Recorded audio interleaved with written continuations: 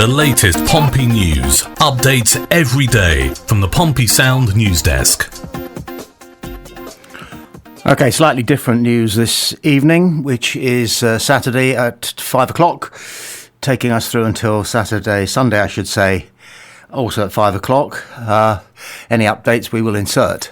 But we're doing a slightly different news programme tonight because of what's going on, which is to say, as far as Pompey are concerned, nothing in terms of actually playing a game. But we've got several games kicking off and just about ending now, and it affects us enormously. So at lunchtime, Oxford, I know you know all of this, but we'll just recap so that we all know where we stand. Oxford, a 1-1 draw at home to Charlton means that they close the gap on us.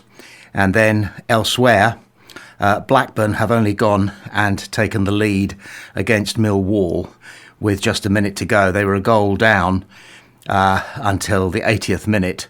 They had a player sent off on 59 minutes, and now they have not only equalised but taken the lead against Millwall.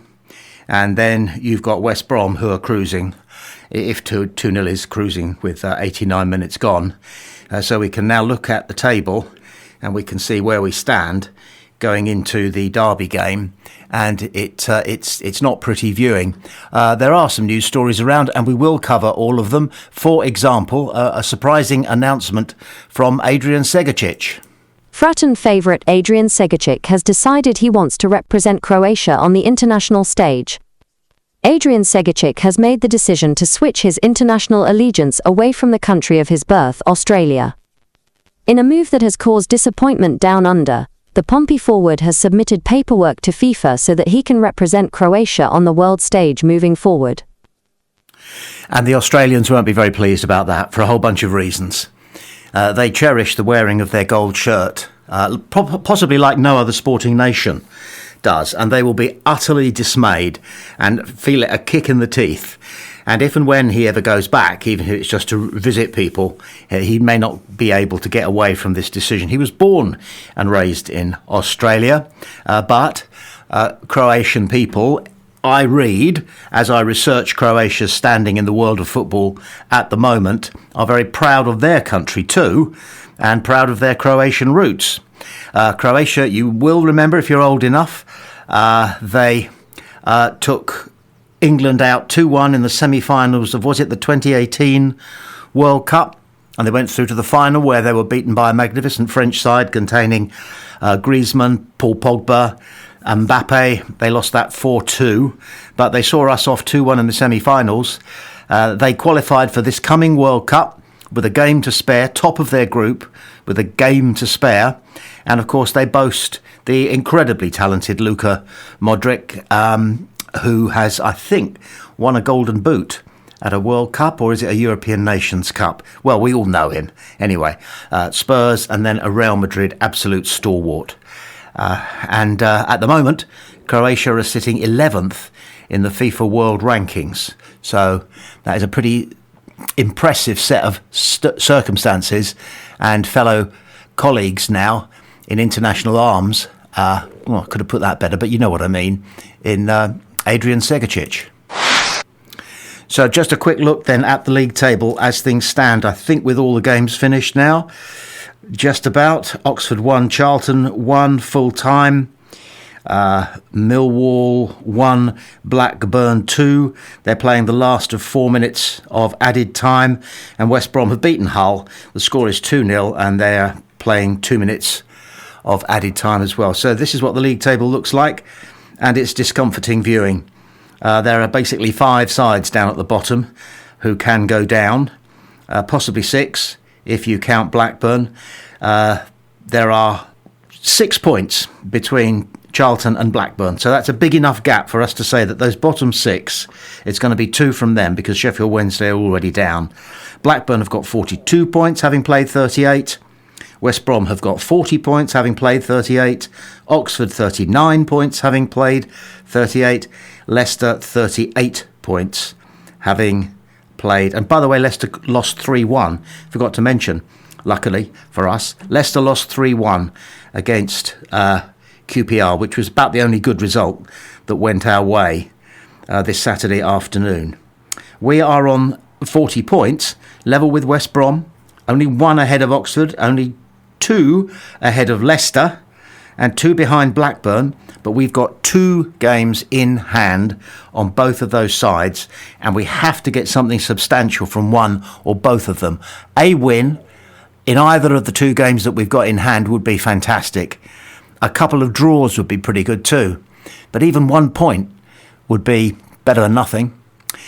Elsewhere in Pompey news, John Mousinho has been talking about the physical demands on the new hero of Fratton Park, Eboué Adams, because he's been starting in all these games, 12 I think it is, he started, and during Ramadan he can't eat or drink even water between between sunrise and sunset. But here's what John Mousinho has to say about all of that.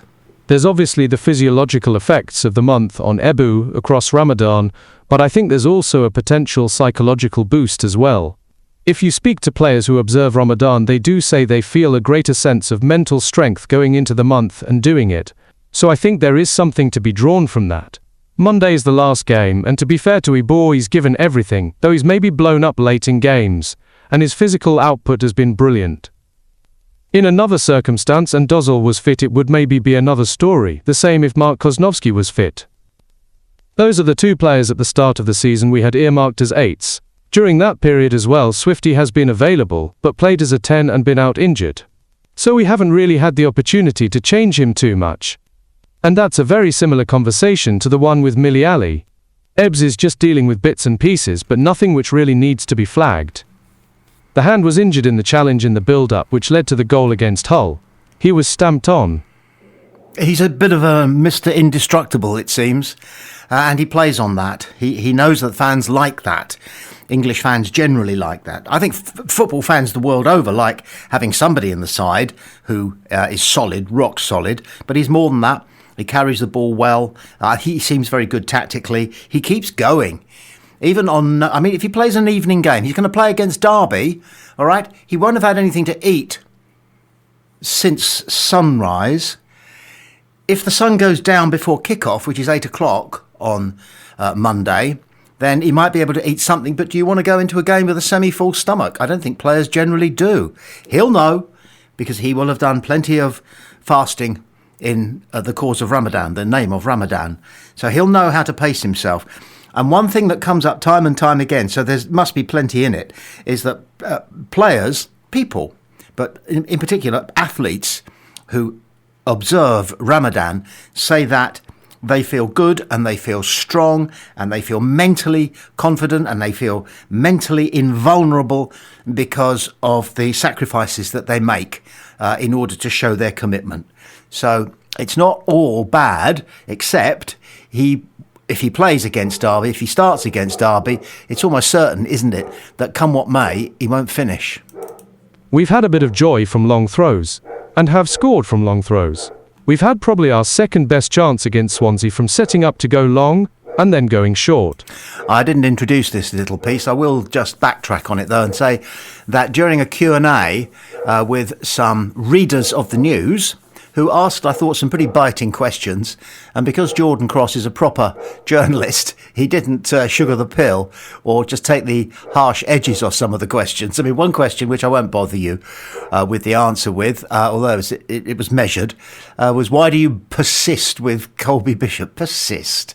Anyway, I'll let John Mousinho finish his thoughts about persisting with the Marlon Pack's long throw. I guess the flip side of it as well is, I don't know how many times we've taken a normal throw in the final third, crossed and scored. I think we have been a threat at times from those long throws when we get it right. A lot of the times you can recycle the second phase and you've then got sides camped in. I think it's a worthwhile exercise. Yeah, it is in lots of ways. We do get the odd goal from it. We get the odd chance from it. It also puts the opposition on the back foot. They've got to crowd their own penalty area. They've got to bring people back. It marks out the fact that Portsmouth are having a moment of ascendancy. And the crowd come forward onto the edge of their seats when they see that the ball is going to be in the box. That's where we want the ball, in their box.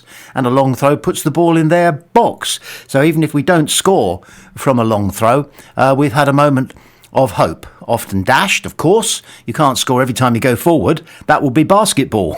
But the long throw, we're absolutely right to do it because we've got somebody who can. Although it's very difficult to find anything that Marlon Pack can't do. We've had a bit of joy from long throws, and have scored from long throws. We've had probably our second best chance against Swansea from setting up to go long, and then going short.